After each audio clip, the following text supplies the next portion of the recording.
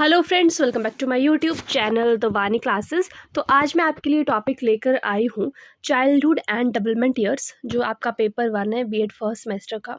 उसमें टॉपिक है personality development, जिसमें हम पर्सनैलिटी का मीनिंग देखेंगे।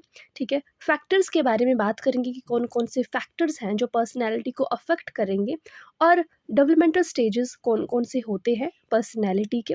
तो ये पूरा वीडियो इस टॉपिक पर रहने वाला है।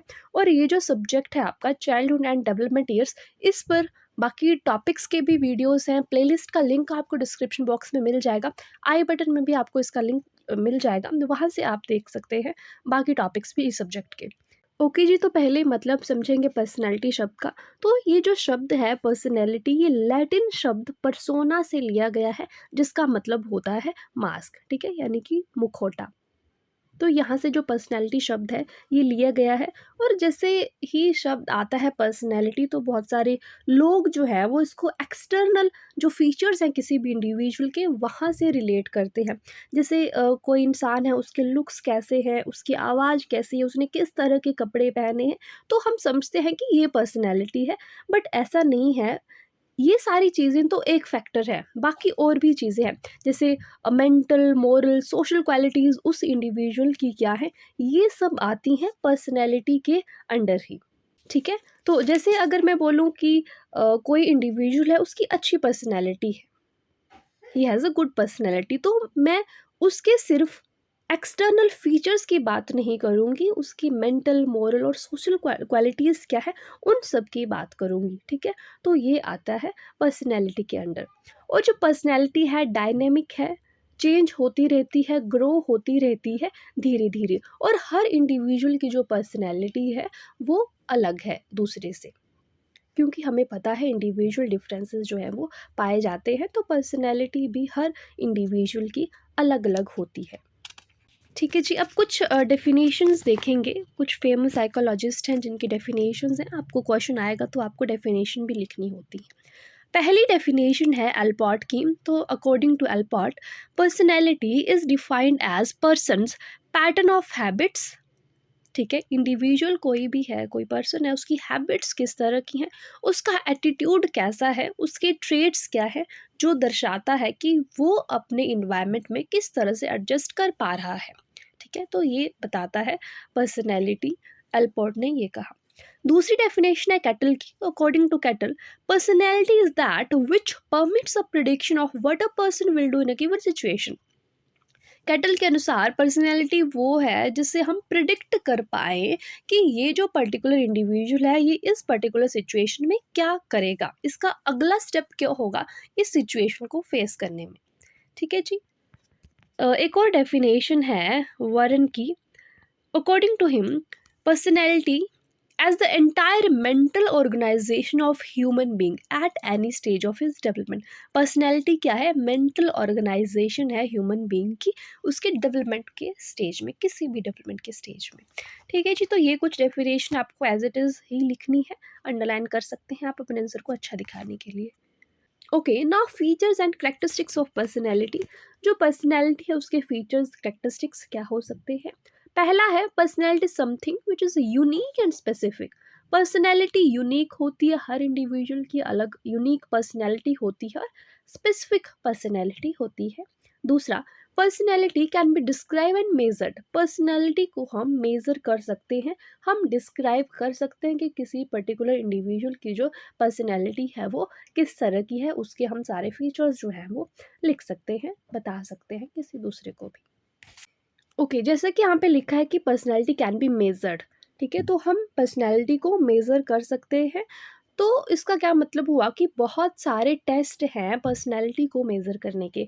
जैसे कि आपको टेट में क्वेश्चन पूछा जाता है, कुछ कुछ टेस्ट के नाम दिए होते हैं, आपको बताना होता है कि ये किस तरह का टेस्ट है, पर्सनैलिटी को मेज़र करने का टेस्ट है, इंटेलिजेंस को मेज़र करने का टेस्ट है। तो कुछ टेस्ट के मैं आपको नाम बताती हूँ, आप यहाँ पर इस पॉइंट को डिस्क्राइब करने में लिख सकते हैं। जैसे टेस्ट है रोरशा टेस्ट, है ना, तो ये भी पर्सनैलिटी को मेज़र करने के लिए यूज़ होता है।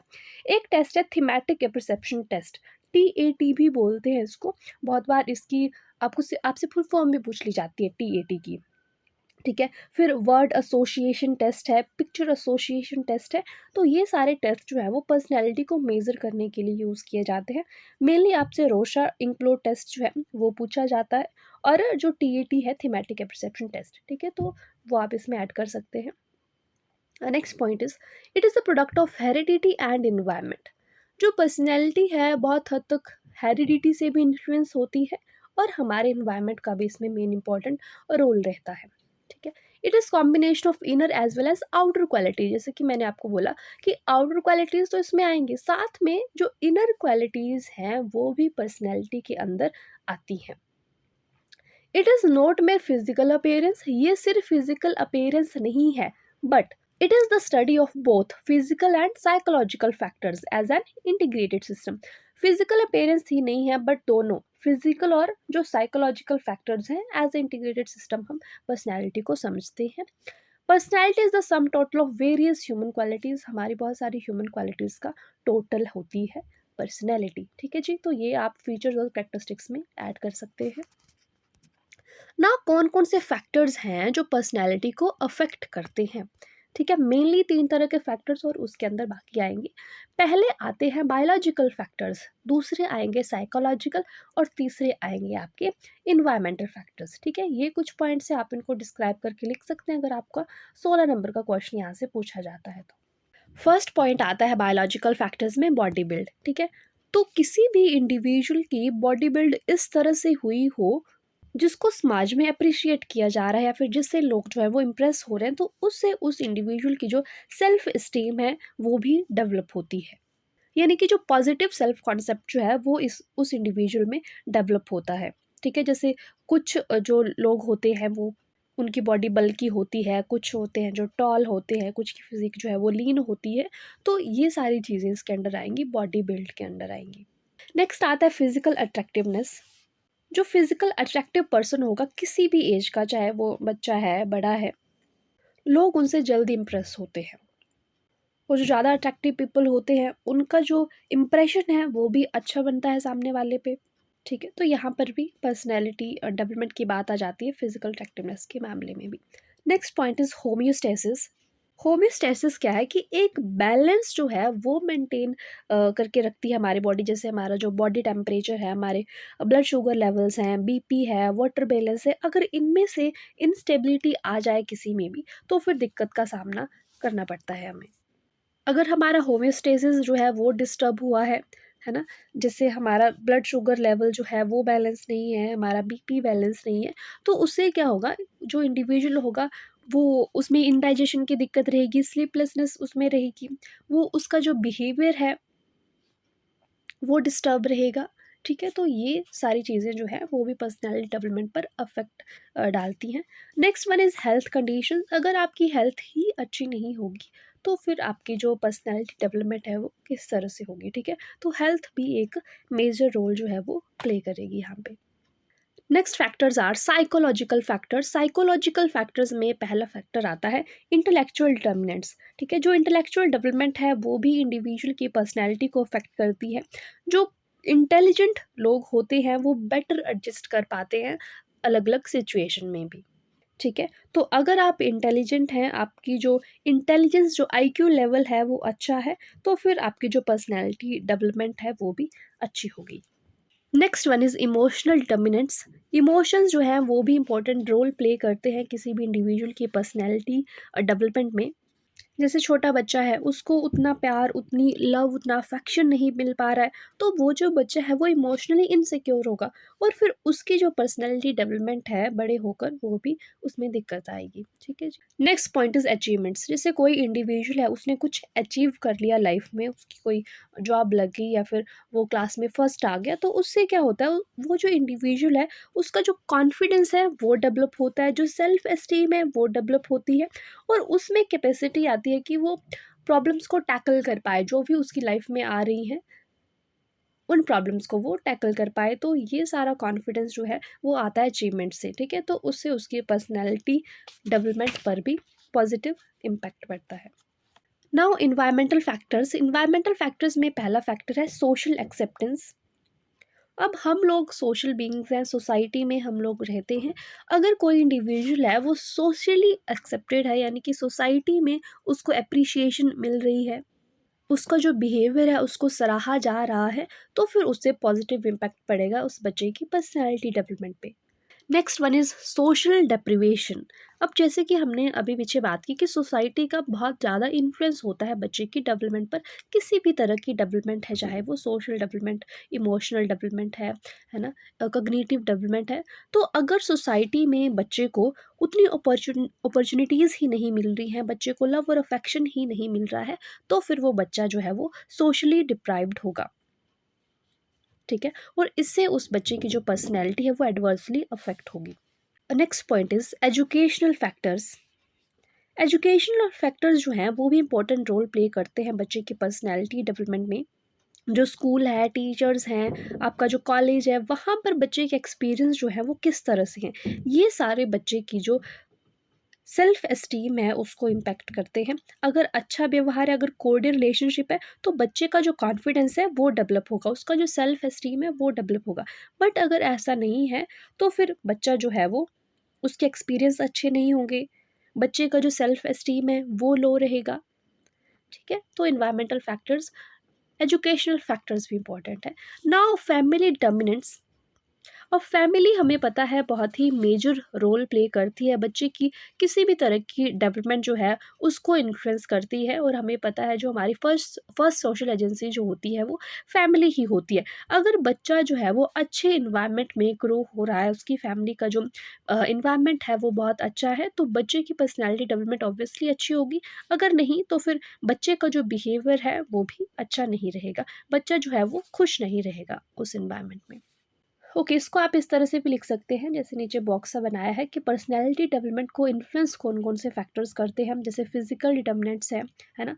फिजिकल डिटर्मिनेंट्स में हमने देख लिए जो बायोलॉजिकल बिल्ड है, फिजिकल अट्रैक्टिवनेस है, होम्योस्टेसिस है, हेल्थ कंडीशंस है। साइकोलॉजिकल डिटर्मिनेंट्स में हमने बात करी इंटेलेक्चुअल डिटर्मिनेंट्स की, इमोशनल डिटर्मिनेंट्स की और अचीवमेंट्स की, है ना। इन्वायरमेंटल फैक्टर्स में हमने देखे social acceptance, social deprivation, educational factors और फैमिली डिटर्मिनेंट्स। ठीक है जी, तो ये सारे फैक्टर्स हैं, इनको आप थोड़ा थोड़ा 2-3 लाइंस में लिख सकते हैं। ओके, अब बात करेंगे कि टाइप्स ऑफ पर्सनैलिटी, आपको अलग से भी पूछ लिया जा सकता है 2 नंबर में। तो पर्सनैलिटी के जो टाइप्स हैं शेल्डन ने दिए, एंडोमॉर्फिक, मीजोमॉर्फिक और एक्टोमॉर्फिक। यहाँ से आपको टेट में भी क्वेश्चन पूछा जाता है कि शेल्डन ने जो पर्सनैलिटी टाइप्स दिए थे वो कितने दिए थे, तो 3 दिए थे। कौन कौन से दिए थे? Endomorphic, mesomorphic and ectomorphic. सबसे पहले आते हैं एंडोमॉर्फिक। तो एंडोमॉर्फिक इंडिविजुअल ऐसे होंगे जिनकी बॉडी सॉफ्ट एंड राउंड होगी। ओके, मीजोमॉर्फिक में आएंगे जिनकी बॉडी जो है वो मस्कुलर और बोनी होगी। ठीक है, जबकि जो एक्टोमॉर्फिक हैं ये फ्रेजाइल होते हैं और सेंसिटिव होते हैं आउटर वर्ल्ड के एक्सपोजर से। ठीक है, तो 3 तरह की personalities, endo, meso and ectomorphic. Okay, अब पर्सनैलिटी के टाइप्स हैं वो युंग ने भी दिए थे, तो ये भी क्वेश्चन आपसे पूछा जाता है। तो युंग ने 3 दिए थे, एक्सट्रोवर्ट, एम्बीवर्ट और इंट्रोवर्ट। ठीक है, एक्सट्रोवर्ट जो है ऐसे लोग होंगे जो बातचीत करने में हिचकिचाते नहीं हैं किसी दूसरे से, है ना। फ्री फ्रॉम वरीज होते हैं, उनको ज़्यादा टेंशन नहीं लेते हैं वो, और फ्रेंडली मैनर होता है उनका, बहुत जल्दी वो घुल मिल जाते हैं। फ्लुएंट होती है उनकी स्पीच, ठीक है, और पॉपुलर होते हैं अपने ग्रुप में। And strong desire for activity, किसी भी काम करने की उनकी इच्छा जो है वो बहुत स्ट्रॉन्ग होती है। कूल एंड पैशनेट होते हैं अपने काम के लिए, फ्लेक्सिबल होते हैं और इजीली अडेप्ट हो जाते हैं। ये बात हुई एक्सट्रोवर्ट की। फिर आते हैं इंट्रोवर्ट। इंट्रोवर्ट के बारे में बात करेंगे, देन एम्बिवर्ट। ठीक है, इंट्रोवर्ट जो होंगे वो एक्सट्रोवर्ट के बिल्कुल ऑपोजिट होंगे। वो बहुत जल्दी जो है वो बात नहीं कर पाते हैं दूसरे से, अपनी जो फीलिंग्स हैं उसको खुद तक ही रखते हैं, दूसरे तक बहुत जल्दी नहीं वो एक्सप्रेस कर पाएंगे। ठीक है, फ्लेक्सिबल उतने नहीं होते हैं, सेल्फ सेंटर्ड ज़्यादा होते हैं। ठीक है, और वो बेटर होते हैं कुछ लिखने में रादर देन स्पीकिंग। ठीक है, जैसे मैंने बोला कि वो बहुत जल्दी घुलते-मिलते नहीं हैं, ईज़िली बात नहीं कर पाते हैं दूसरे से, और उनका जो एटीट्यूड होगा वो भी सबमिसिव होगा। ये बात होगी इंट्रोवर्ट की। अब जो एम्बिवर्ट होते हैं ना, वो मिक्स होते हैं इंट्रो और एक्सट्रोवर्ट्स का। ठीक है, किसी सिचुएशन में वो इंट्रोवर्ट बिहेवियर शो करेंगे और किसी सिचुएशन में वो एक्सट्रोवर्ट बिहेवियर शो करेंगे। ठीक है, तो एम्बिवर्ट जो है वो कॉम्बिनेशन है दोनों का, कभी इंट्रोवर्ट और कभी एक्सट्रोवर्ट। ठीक, तो बहुत सारे लोग आप यहाँ पर रिलेट कर पाएंगे कि आपकी पर्सनैलिटी टाइप क्या है, एक्सट्रोवर्ट हो आप, इंट्रोवर्ट हो या फिर एम्बिवर्ट हो। ठीक है जी, तो ये बात होगी टाइप्स की। अब स्टेजेस हैं कुछ पर्सनैलिटी डेवलपमेंट के। मेनली 5 स्टेजेस के बारे में बात होती है। पहला आता है आपका ओरल स्टेज, दूसरा एनल, तीसरा जेनाइटल, चौथा लेटेंसी और पांचवा एडोलेसेंस स्टेज। ओके, तो सभी स्टेजेस को एक एक करके डिस्कस करेंगे, आप कुछ पॉइंट्स लिख लेना वहाँ से। ठीक है, सबसे पहले आता है ओरल स्टेज। जो ओरल स्टेज है वो शुरू होगा जन्म से लेकर लगभग 1-1.5 साल तक। ठीक है, जैसे नाम है ओरल, तो ओरल यानी कि माउथ। तो इस स्टेज में जो माउथ है बच्चे का वो सेंसिटिव जोन होता है। ठीक है, क्योंकि आपने देखा होगा कि इस स्टेज में बच्चा जो है वो सक करना शुरू करता है। बच्चे के जो है वो दांत आने लगते हैं इस स्टेज में, जो ओरल स्टेज होती है, यानी कि जन्म से लेकर लगभग 1-1.5 साल के बीच की स्टेज, है ना। और ये स्टेज हमने पढ़ी थी जो एरिक रिक्सन की स्टेजेस थी, वहाँ पर भी ट्रस्ट वर्सेस मिसट्रस्ट। तो इस स्टेज में बच्चे का जो ट्रस्ट है वो भी डेवलप होने लगता है, कि अगर बच्चे का जो ट्रस्ट है वो डेवलप होगा तब तो बच्चा खुश रहेगा। अगर जो ट्रस्ट है वो डेवलप नहीं होता है, यानी कि मिसट्रस्ट वाली कंडीशन आती है, तो फिर बच्चे में जो गुस्सा है वो आना शुरू हो जाता है। ठीक है, तो ये आगे हमारी पहली स्टेज ओरल स्टेज। दूसरी आती है एनल स्टेज। जैसे जैसे ओरल स्टेज या ख़त्म होने लगती है, जो बच्चा है वो वॉक करना शुरू कर देता है। जैसे आपने देखा होगा 1-1.5 साल का जो बच्चा है वो थोड़ा थोड़ा चलना शुरू कर देता है ना, बोलना शुरू कर देता है, 1-2 शब्द बोलता है बच्चा, और अपने हाथों से खाना भी शुरू कर देता है। और इस स्टेज में बच्चे को टॉयलेट ट्रेनिंग भी दी जाती है। ठीक है, अब इस स्टेज में ऐसा होगा कि बच्चा जो है उसको माउथ जोन से प्लेजर नहीं मिलेगी, अब उसको प्लेजर मिलेगी बोवल एंड ब्लैडर मूवमेंट से। अब बच्चे को सिखाया जाता है कि आपको यूरिन कहाँ पर पास करना है, आपको टॉयलेट कहाँ पर जाना है, तो ये सारी ट्रेनिंग दी जाती है इस स्टेज में, इसीलिए इसको एनल स्टेज भी कहा जाता है। ठीक है, और ये वही स्टेज है जहाँ पर autonomy versus shame and doubt वाला क्राइसिस भी डेवलप होता है, जो हमने एरिक एरिक्सन वाली स्टेज में पढ़ा था। ठीक है, तो इस स्टेज में बच्चों जो पेरेंट्स होते हैं उनको बच्चों की तरफ प्रोटेक्टिव होना चाहिए। ठीक है, और बच्चों को जो अपने काम है वो खुद करने देने चाहिए, तभी बच्चे में जो ऑटोनॉमी वाली जो स्टेज है वो डेवलप होगा। ऑटोनॉमी वाला जो लेवल है उसको बच्चे अचीव कर पाएंगे, नहीं तो शेम एंड डाउट में ही बच्चे रहेंगे। ठीक है, नेक्स्ट स्टेज आती है आपकी जेनाइटल स्टेज। जेनाइटल स्टेज को ऑडिबल स्टेज भी बोलते हैं। यहाँ पर इनिशिएटिव वर्सेस गिल्ट वाला क्राइसिस डेवलप होता है। ठीक है, ये जो स्टेज है ये 3 से 6 साल तक रहती है बच्चे की एज की। ठीक है, जिसको प्री स्कूल पीरियड भी हम बोलते हैं। यहाँ पर बच्चा जो है वो कुछ एक्टिविटी इनिशिएट करना शुरू कर देता है। ठीक है, अगर बच्चे ने कुछ इनिशिएट करना शुरू कर दिया तो इनिशिएटिव, ठीक है, अगर नहीं कर पाया तो इनिशिएटिव वर्सेस गिल्ट वाला क्राइसिस यहाँ पर आएगा बच्चे में। नेक्स्ट स्टेज आती है लेटेंसी स्टेज। लेटेंसी स्टेज में जो एज पीरियड रहती है वो रहती है 6 to 11 ईयर्स। ठीक है, जिसको हम स्कूल स्टेज भी बोलते हैं। ठीक है, यहाँ पर इंडस्ट्रियसनेस वर्सेस इन्फीरियोरिटी वाला जो क्राइसिस है वो डेवलप होता है। ठीक है, इंडस्ट्रियसनेस अगर बच्चा सबसे घुल मिल गया, अगर नहीं तो फिर इन्फीरियोरिटी वाला कॉम्प्लेक्स बच्चे में आता है। फिर आती है एडोलेसेंस स्टेज। एडोलेसेंस जो है वो फिर 12-13 एज से लेकर 18-19 तक रहती है। ठीक है, जो कि हमें पता है ट्रांजिशनल स्टेज है चाइल्डहुड और मैच्योरिटी के बीच में, चाइल्डहुड एंड एडल्टहुड के बीच में। ठीक है जी, और इस एज में बच्चा बहुत सारी वैल्यूज़ सीखता है, अलग अलग रोल जो हैं उनको परफॉर्म करता है। बच्चा जो है वो ग्रुप लीडरशिप क्वालिटीज़ सीखता है। ठीक है, तो एडोलेसेंस एज है वो बहुत इंपॉर्टेंट एज रहती है बच्चे की लाइफ में। ठीक है, और यहाँ पर वो क्राइसिस आता है इंटीमेसी वर्सेस आइसोलेशन वाला, एरिक एरिक्सन का जो था वो। ठीक है जी, तो ये सारे स्टेजेस थे, स्टेजेस ऑफ पर्सनैलिटी डेवलपमेंट, जहाँ पर हमने 5 स्टेजेस के बारे में बात करी। आप सबके बारे में 1-2 पॉइंट्स लिखकर एक्सप्लेन कर सकते हैं, और इस तरह से हमारा ये जो पूरा टॉपिक है पर्सनैलिटी डेवलपमेंट का वो कंप्लीट होता है। ठीक है, अगर आपको वीडियो थोड़ी सी भी हेल्पफुल लगी हो तो आप लाइक कर सकते हैं, अपने फ्रेंड्स के साथ भी शेयर कर सकते हैं, और अगर आपने अभी तक भी चैनल को सब्सक्राइब नहीं किया है तो प्लीज़ सब्सक्राइब करके जाना। आपके थोड़े थोड़े लाइक सब्सक्राइब से बहुत मोटिवेशन मिलती है आगे काम करने के लिए। ठीक है जी, so that's it for this video. Thank you so much for watching. Bye bye, take care.